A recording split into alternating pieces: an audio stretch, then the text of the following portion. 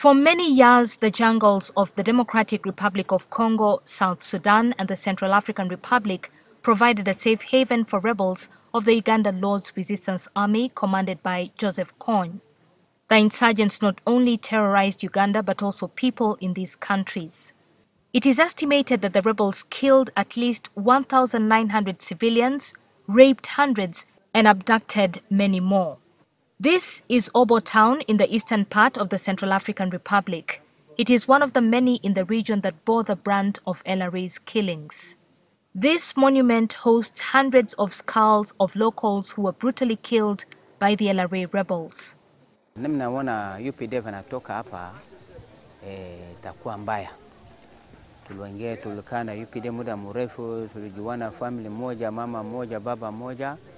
Kwa jini ya Mungu sio kwa UPDF alifanya mbaya hapa, alisaidia sisi haki ya Mungu kwa mambo kukafa dunia kwa hali mzuri sana. Ni bani tansote na kingo cha Uganda na sisi Uganda a elera pesho mwande kodro kwa andi mingi na kodro ki ifa Uganda kiri ibasho ni sala sara na yape ala gusu kwa andi mingi simbi bala. I can now reassure you that LRA threat has greatly diminished, and our commanders who have been involved in the pursuit of LRA have continued to undertake proactive deployments to protect civilians in the affected zones, like in this area. In a bid to end these killings, the African Union formed a regional task force to flush out Kony and his LRA rebels from the three countries, South Sudan, Democratic Republic of Congo, and Central African Republic. This hasn't come cheap. We lost men here. We shed blood, but it was a worthwhile venture. We are also constrained by some restricted corridors where the LRA would once in a while have freedom to move. After 9 years of pursuing the rebels, UPDF is ending its mission.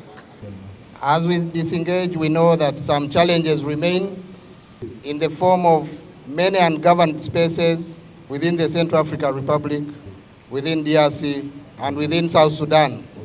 On 14th April, the UPDF began the process to withdraw from Central African Republic. It is expected that the exercise will be complete by the end of May.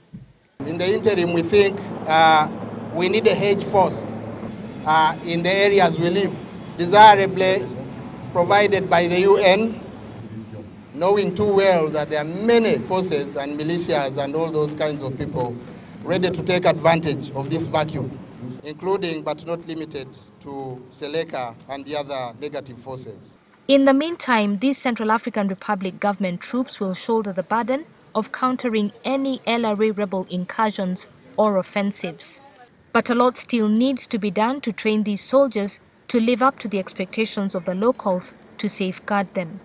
Remnants of the LRA, including Joseph Kony, are still alive, and we haven't done enough in rebuilding the army of Central African Republic, especially. But as UPDF boots march out of Central African Republic, a recent report by the BBC featured teenagers in Obo town who claimed that some soldiers sexually abused and impregnated them. The UPDF has refuted the allegations, saying that the Army's investigations found that the claims were not grounded in strong evidence.